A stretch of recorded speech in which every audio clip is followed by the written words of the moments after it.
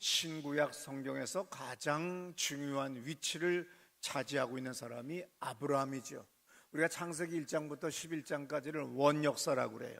그리고 12장부터 오늘날 기독교며 이슬람, 유대교의 가장 교조적인 창시자에 속한다고 하는, 동시에 모든 종교가 다 추앙하고 존경하는 사람을 우리는 아브라함이라고 그래요.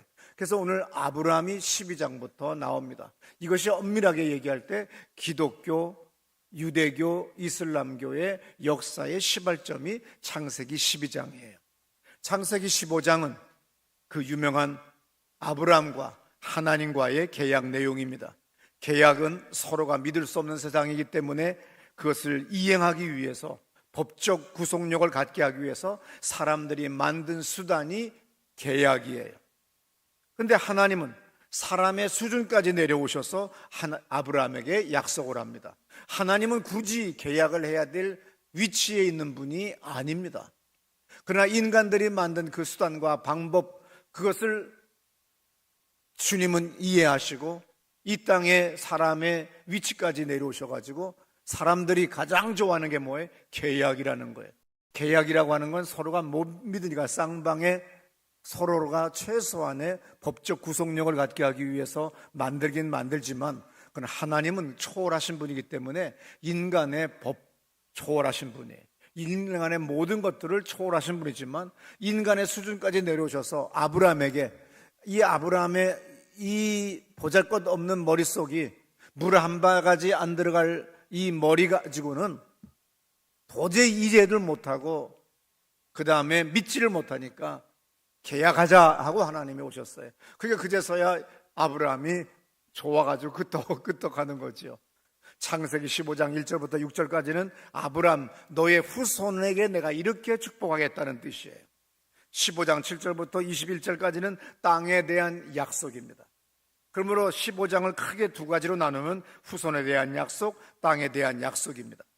찬송가 90장 가사같이 주 예수 내가 알기 전에 나를 먼저 하시고 나를 사랑하시고 나를 구원해 주셨어요. 하나님은 역사의 주관자이시고 창조주시기 때문에 먼저 우리에게 오셔서 미래를 제시해 주고 꿈을 갖게 하고 움직이게 하세요.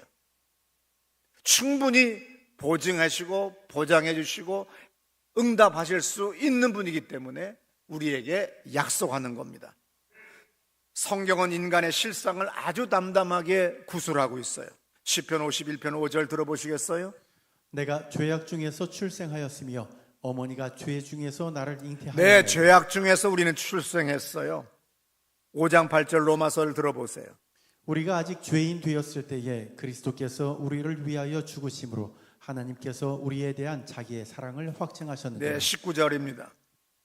한 사람이 순종하지 아니함으로 많은 사람이 죄인 된 것 같이 한 사람이 순종하심으로 많은 사람이 의인이 되리라. 네, 성경은 구구절절이 우리 인간의 실상을 보여주는데 도둑놈, 나쁜 놈이라는 거예요. 아브람도 완전하지 않아요. 오늘 성경이 얘기하듯이 아브람도 죄악 중에 출생함이고 죄인이고 정말 보잘것없는 사람입니다. 근데 이 사람을 성경은, 그리고 우리 모두는 뭐라고 그래요? 믿음의 조상이라고 해요. 얼마나 엄청난 믿음을 가졌길래 믿음의 조상입니까?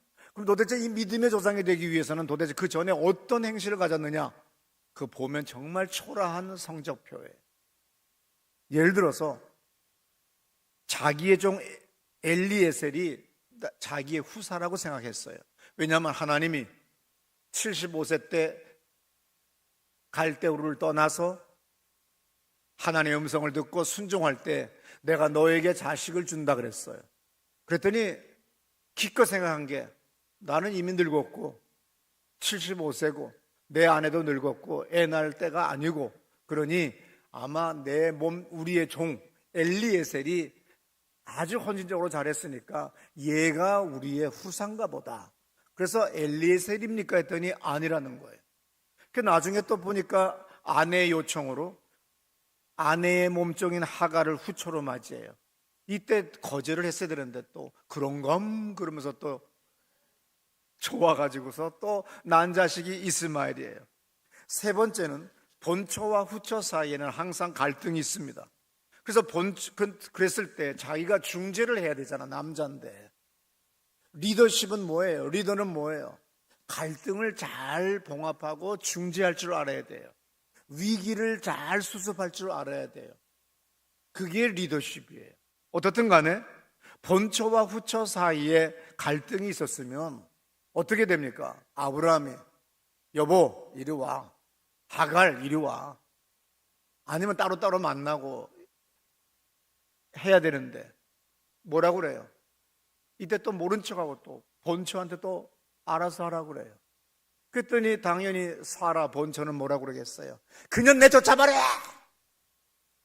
아니 그 고대 사회에 광야에 사는데 애 하나 데리고 물통이 플라스틱 아니지 않습니까? 고대 사회인데 4,000년 전 뭐 몇천 년 전인데 어떻게 해요?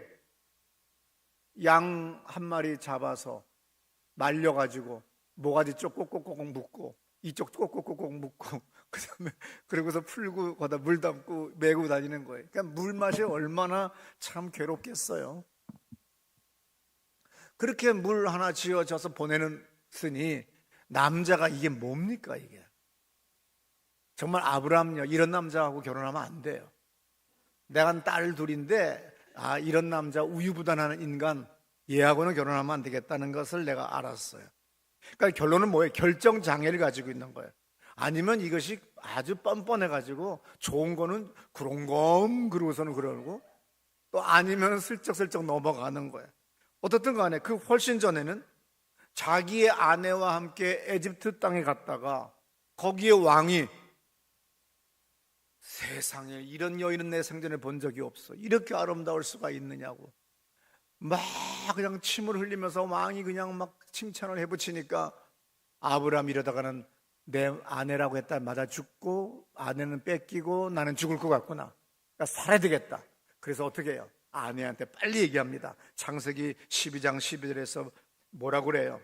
나는 죽이고 그대는 살리리니 원하건대 13절에 원하기는 뭘 원하건 있잖아 이렇게 얘기한 거예요. 있잖아 오줌이 나와 그냥 당신 나 누나라고 내 동생이라고 동생 알았지? 그럼 내가 살잖아. 죽는 것보다 낫잖아. 너는 잘 살잖아. 이제는 왕의 마누라가 돼가지고 돈도 준대. 돈도 다 됐잖아. 이걸 뭐라 그래? 알 먹고 꼭 먹고 다 먹는 거야. 그래가지고는 마누라 딱 준 거야. 가장 치사하고 졸렬하고 우유부단하고 결정장애 잘하는 것이 요때는 또 결정을 잘해. 아무쪼록 이 인간에게 하나님은 창세기 13장 16절에서 이렇게 말씀하시죠. 우리 다 같이 도레미파 솔 음으로 시작. 내가 내 자손이 땅을 티끌 같게 하리니 사람이 땅의 티끌을 능히 셀 수 있을진데 내 자손도 세리라. 아무쪼록 이렇게 엄청난 약속을 하시는 거예요. 아브라함은 해결할 능력도 자기 결정권도 제대로 갖지 못한 아주 약삭빠른 그저 지 처신만 안전하면 그저 무슨 짓이라도 할 수 있는 그런 인간이에요. 도덕적으로 벌써 이미 맛이 간 인간이죠. 다섯 번째, 여종 하갈이 다시 집으로 돌아와요. 나가서 통곡을 했더니 천사가 나타나서 집으로 돌아가라고 그래요. 이렇게 돌아왔더니 또 어느새 또 가라고 할 땐 또 언제고 또 왔뇨? 또 받아들여요. 정말 이거 치사한 거예요. 아무쪼록 가진 더러운 짓은 다 합니다. 창세기 16장 6절에서 이런 말씀하지요. 아브라함이 사레에게 이르되 당신의 여종은 당신의 수중에 있으니 당신의 눈에 좋을 대로 그에게 가진 또 아부는 다 해요. 당신 종이잖아. 당신 눈에 좋은 대로 해. 그래가지고서는 가진 짓 다 하는 인간이에요. 하나님은 아브라함에게 하도 잔머리 잘 굴리니까 시청각 교육을 시켜요. 우리 50년, 60년 전에는 시청각 교육이라고 그러고 언젠가 제가 교사가 되기 위하여 이제 다시 공부를 하게 됐을 때 공부를 하는데 교육공학이라고 하는 걸 하는 거야. 와, 교육공학이 다 있어? 그래가지고 내가 첫 시간에 교수님한테 물어봤다니까. 교육공학이 뭡니까? 그랬더니 시청각 교육이에요. 세상이 바뀌어서 멋있게 하는 거예요. 그래요. 그 옛날에 사서학과를, 도서관학과를 지금은 뭐라고 합니까? 이름을 계속 바꿔 나가잖아요. 과도 이제 세상에 따라서 바꾸는 거예요. 시청각 교육이에요. 그래. 주님이 오늘 아브라함에게 정말 이 우유부단하고 결정장애 있고 잔머리 잘 굴리는 이 아브라함에게 하나님은 데리고 나가요. 이리 나오라고. 하늘의 별을 봐라. 그 옛날에 얼마나 별이 정말 잘 보입니까? 별을 셀 수 있니? 못 셉니다. 네 후손이 이렇게 많아질 거야. 아주 그냥 시청각 교육으로 철저하게 이제 가르쳐 주셨어요. 그러면서 15장 4절에서 뭐라고 합니까? 여호와의 말씀이 그에게 임하여 이르시되 그 사람이 내 상속자가 아니라 내 몸에서 날 자가 내 상속자가 네 상속자는 네 몸에서 나오는 게 상속자지 다른 데서 나오는 거 아니야. 그러면서 밖으로 나가서 이제 하늘을 보라고 해서 시청각 교육을 합니다. 오늘 이 말씀을 통하여 어떻게 하세요?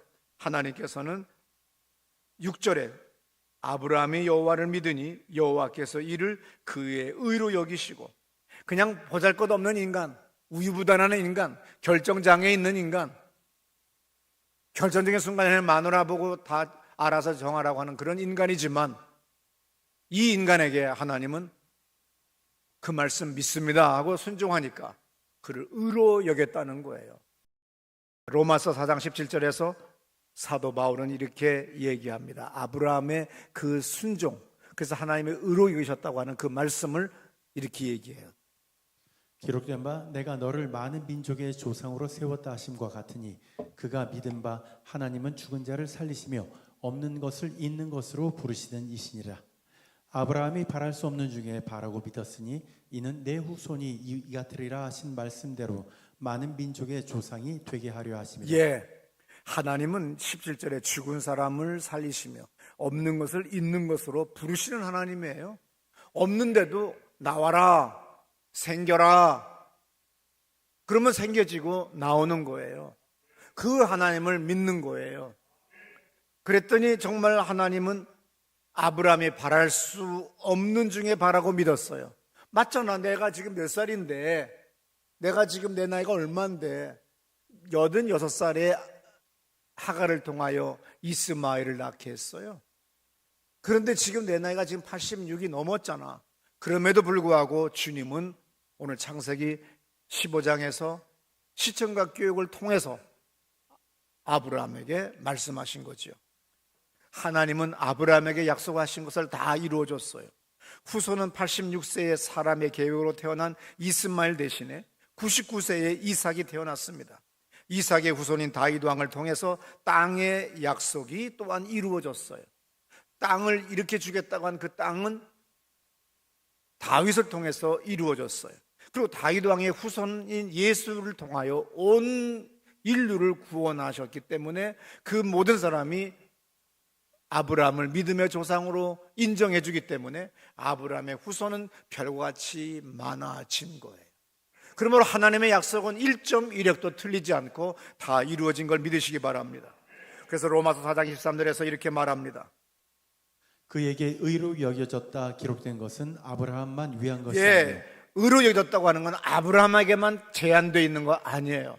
여러분들도 죄인이지만 하나님 앞에 나와서 회개하고 예수를 구세주로 영접하고 예수의 이름으로 나갈 때, 하나님의 영광을 위하여 살아갈 때 하나님은 여러분을 의롭다 여겨주십니다. 24절 들어보세요. 의로 여기심을 받을 우리도 위함이니 곧 예수 우리 주를 죽은 자 가운데서 살리신 이를 믿는 자니라. 예수는 우리가 범죄한 것 때문에 내줌이 되고 또한 우리를 의롭다 하시기 위하여 살아나셨느니라. 네, 이 예수 때문에 우리는 그렇게 됐다는 거죠.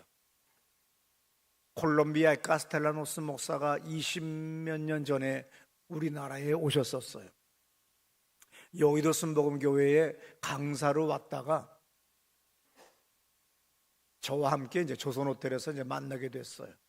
그래서 내가 그 4명의 딸을 데리고 비서와 함께 이제 대가족이 한국에 왔길래, 세계적인 목사니까 그 당시에 김웅순 권사 그리고 또 몇 사람의 교인들을 자동차를 제가 자가용이 없는 시대예요. 저 운전을 안 했기 때문에.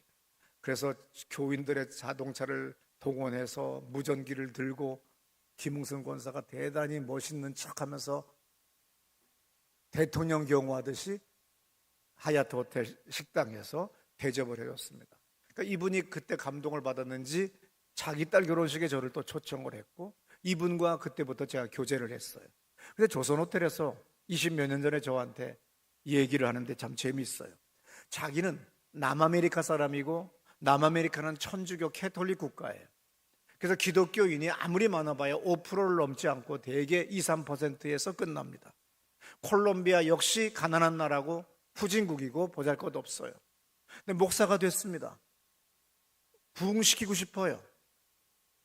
그래서 어느 날 소문을 들었더니 한국에 여의도 순복음교회 조용기 목사님이 CGI, 그러니까 처치 그로스 인터내셔널이라고 하는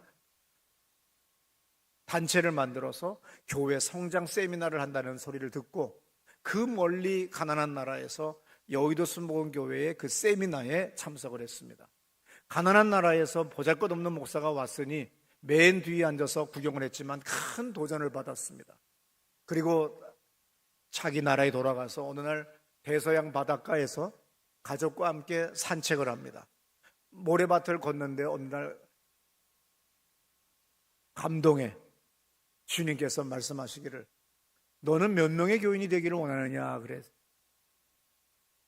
아무리 많아봤자 100명이 넘는 교회가 없었기 때문에 100명입니다 그랬대. 그랬더니 성령 하나님께서 감동 주시기를 아니라고, 그 모래밭에 모래알 하나하나가 다 사람의 머리로 바뀌더니 자기한테 오는 환상을 봤대. 너무나도 큰 충격을 받고 내가 한 번 다시 더 가서 도전을 받아야 되겠다. 그래서 다시 여의도 순복음교회에 그 다음 해에 CGI 세미나에 참석을 했어요. 당연히 예배당 가득히 전 세계에서 목사들이 몰려와서 세미나에 참석을 했습니다. 자기는 후진국에서 왔고 이름 없는 목사이기 때문에 뒤쪽에 앉아 있었어요. 그래서 간절히 갈망하는 기도를 합니다. 하나님, 나에게도 부흥을 허락해 달라고. 그래 기도를 하는데 환상이 보였어요. 조용기 목사님이 트레이닝복을 입고 운동복을 입고 운동모자 쓰고 횃불 하나를 들고 달려오더니 자기 앞에 딱 서니 쥐들에 횃불을 딱 받았대. 그래서 자기도 그래서 돌아가서 나도 소그룹을 만들어야 되겠다, 리더십을 가리키고 나도 이제는 리더를 키워야 되겠다. 그래서 12명을 만들어야 되겠다. 왜냐하면 예수님도 12제자를 만들었고 12지파, 12대문, 12기둥 뭐 다 성경은 좋은 거는 다 12로 돼 있으니 내가 12제자를 만들어야 되겠다. 그래서 12제자를 만들어야 되겠는데 12제자가 만들어지지가 않는 거예요, 교인으로는. 그래서 장모님도 제자, 자기 아내도 제자, 자기 여동생도 제자, 자기 여동생의 남편도 제자, 이렇게 긁어 모았더니 12명이 되래. 그래서 이제 비전을 가지고 선포했대. 우리도 이제 100명을 돌파하는 교회가 됩시다. 석 달을 기도했더니 70명이 돌파되더래. 날마다 기도했대. 날마다 70명, 70명, 70명, 100명, 100명 이러면서 기도했더니, 그리고 나갔더니 정말 70명이 돌파되더래. 조금 더 있더니 100명을 돌파하더니 20년 전에 제가 만났을 때가 그분이 개척한 지 17년째였었어요. 50만 명을 돌파했어요. 얼마나 놀라운 일입니까? 후진국 콜롬비아 보고타에 보잘것없는 목사였지만 그가 꿈을 가지고 12제자를 만들겠다고, 그리고 12제자가 12제자를 만드는 바로 예수님이 하신 그 일을 해야 되겠다고 결심을 하고 나갔더니 이루어지더라는 거예요. 오늘 우리도 리더십 훈련이 지난주에 시작됐습니다. 여러분, 교회는 구약과 달라요. 신약에서 예수의 교회는 뭐라고 했냐면 주님이 교인 만들어라 그러지 않았어요. 제자 만들라 그랬어요. 그리고 교회를 세우라 그랬어요. 구약에서는 오직 회개만을 강조했어요.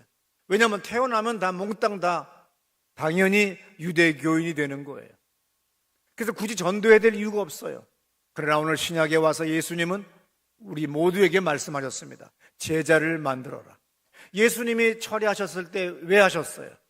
바로 철회하신 다음에 12제자를 뽑으셨어요.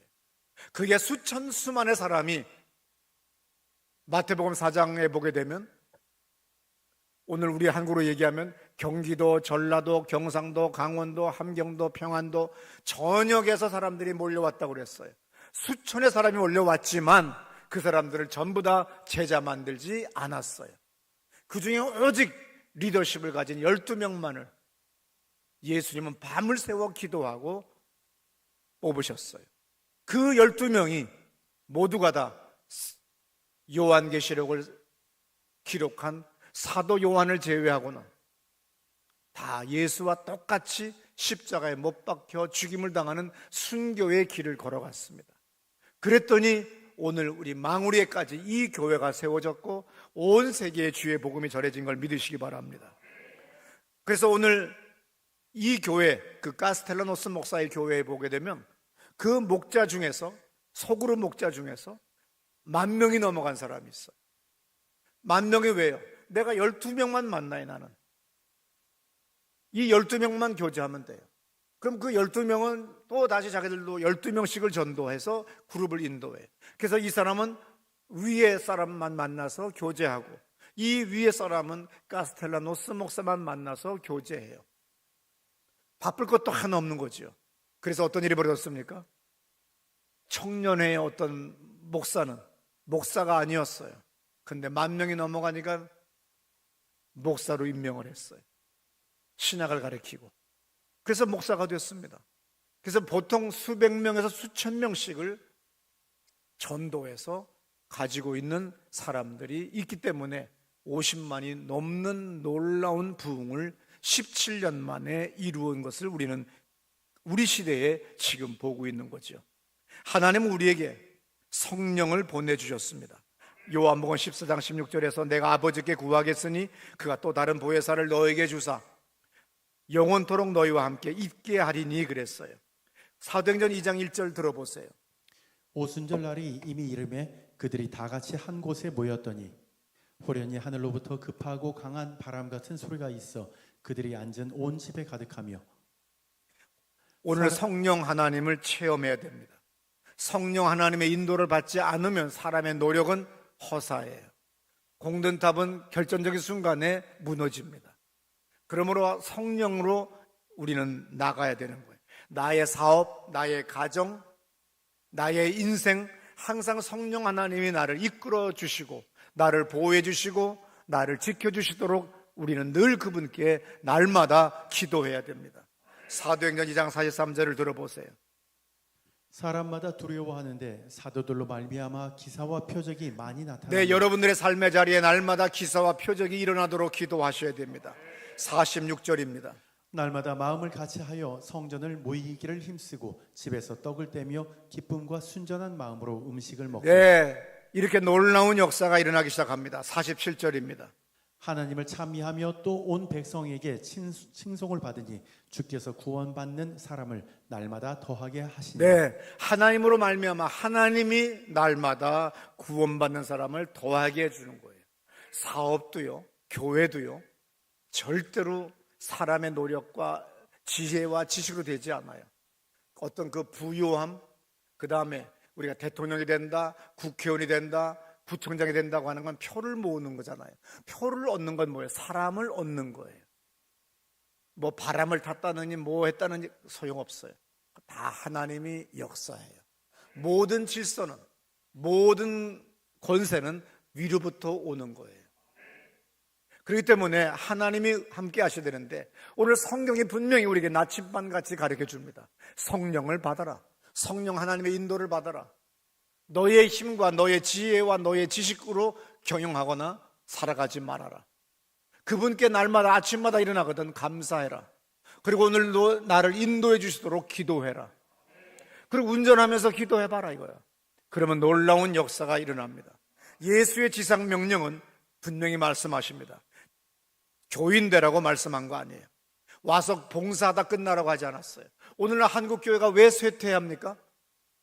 그냥 성가대, 그리고 밥하는 거, 청소하는 거, 그냥 봉사하는 걸로 끝나요. 아니에요. 모두가 다 리더가 돼야 되는 거예요. 영적 리더가 돼야 되는 겁니다. 그래서 여러분들이 케어해야 되고, 여러분들이 구원시켜야 하고, 여러분들이 성장시켜야 될 영혼들이 있어야 되고, 그것을 계속 지속해야 돼요. 그 지속 가능하게 하기 위해서는 뭘 해야 돼요? 내가 리더십을 배워야 돼요. 리더의 자격은 어디냐? 그랬을 때 유명한 말 있죠. 배우기를 그치면 리더는 끝났다. 신앙생활은요, 내가 왜 만 권의 책을 갖게 됐겠어요? 이 책을 읽으면 또 그 책에서 또 다른 책을 공부하게 돼요. 교수들이, 목사들이 아주 야갔어요. 이거 어디서 배웠어? 그럼 말 안 해요. 그래서 목사한테는 배울 게 없어요. 왜냐하면 말을 안 하니까. 근데 교수들은 책을 썼잖아요. 줄을 달지 않으면, 각줄을 달지 않으면 안 되잖아요. 박사학위든지. 그래서 저는 그 인간의 책을 갖다가 책은 안 읽어요. 주만 읽어요. 그래서 주에서 어떤 사람의 주를 가장 많이 달았나. 그래서 이 사람은 빨강색, 이 이름 나오면 파랑색, 이 이름 나오면 노란색. 그리고 줄을 쫙 다른 것만 줄을 쳐요. 그래서 가장 많은 사람, 그 사람의 책만 몽땅 사다 놓고 또 읽어요. 또 이 사람 책에서 또 뭐 어디 줄을 또 많이 달았나. 또 그것만 또 갖다가 읽는 거예요. 목사들이요, 속 얘기를 안 해요. 근데 교수는 어쩔 수 없이 책에다가 줄을 달기 때문에 저는 그 줄을 거꾸로 역으로 들어가서 그 책을 사다 읽으니 이 책 한 권 사면 10권을 사게 되고 이 사람 책에서 또 다시 10권을 사게 되고 계속 지금 이 나이가 돼도 또 책을 사고 또 책을 사고 또 책을 사는 거예요. 신앙생활 40년 했다고 공부 끝났다고 은퇴하세요. 천국문이 열린 것이 보일 거예요. 죽는 날까지 배워야 됩니다. 죽는 날까지 공부해야 됩니다. 예수의 가르침은 제자를 만들어라 그랬어요. 우리는 주보에서 보듯이 2025년 리더십 훈련 시작됐습니다. 자기 긍정의 사람이 됐어요. 타인을 긍정하는 사람이 됐어요. 타인을 대체로 긍정을 안 합니다. 아유, 저 인간이요 워낙 불려오라돼서 예수 안 믿어요. 우리 남편은요, 아유 얼마나 곰을 씹어 먹었는지요 절대로 끄떡도 안 해요. 아닙니다. 김광복 권사한테 한번 맡기세요. 저분이 기도할 거예요. 저 집 남편 교회 올 일 생기게 해주세요. 그럼 끝나요. 그렇게 안 해서 그래요. 당신들은 당신의 남편을 너무 긍정적으로 보시는 것 같아요. 아니면 너무 부정적으로 보셔서 대단히 위대하고 또 아니면 대단히 곰 같다고 생각해서 안 나올 거라고 하는데 당신의 착각이에요. 그거부터 때려 부수지 않는 한 리더가, 영적 리더가 될 수가 없어요. 하나님 앞에 안 되는 거 없습니다. 찬성 이런 거 있잖아요. 복음성. 안 되는 것 없단다. 기도하면은 쨍하고 해 뜰 날 돌아온단다. 쨍하고 응답할 돌아온단다. 아시겠어요? 쨍하고 응답하는 날 돌아와요. 기도해서 안 되는 게 어디 있습니까? 하세요. 저 집 남편 이 교회 나와 기도받게 해주세요. 안 되는 게 어디 있어요? 조현 권사 남편을 위해 기도하세요. 오문옥 집사의 남편을 위해서 기도하세요. 안 되는 게 어디 있어요? 웃기는 얘기예요. 한번 해보시겠어요? 놀라운 일이 벌어집니다. 아주 어떤 여자는 아주 도도합니다. 우리 남편은요 교회 안 다녀요. 그럼 교회 나오는 이 남자는 다 병신들이냐? 어리석기는. 내가 비밀이 가르쳐 줄 테니까 그 여인을 위해서 기도하세요. 그러므로 타인 긍정의 사람이 되셔야 돼요. 미래 긍정의 사람이 되세요. 환경 긍정의 사람이 되세요. 그리고 날마다 감사함으로 믿음으로 나가면 주님이 여러분들에게 12 제자를 보내주실 것이며 그 12제자가 12제자를 만들어서 만민을 구원하는 역사가 일어날 줄로 믿습니다. 우리 다 자리에서 일어나셔서 우리 다 같이 기도합시다. 성령 하나님, 우리가 주 앞에 기도합니다. 성령 하나님 역사하여 주시고 응답하여 주옵소서. 나에게 12제자를 만나게 해주세요. 내가 저들을 케어할 수 있도록 하나님 만남의 복을 더하여 주세요. 영적인 능력과 안목을 주세요. 다 같이 두 손으로 기도합니다. 주여!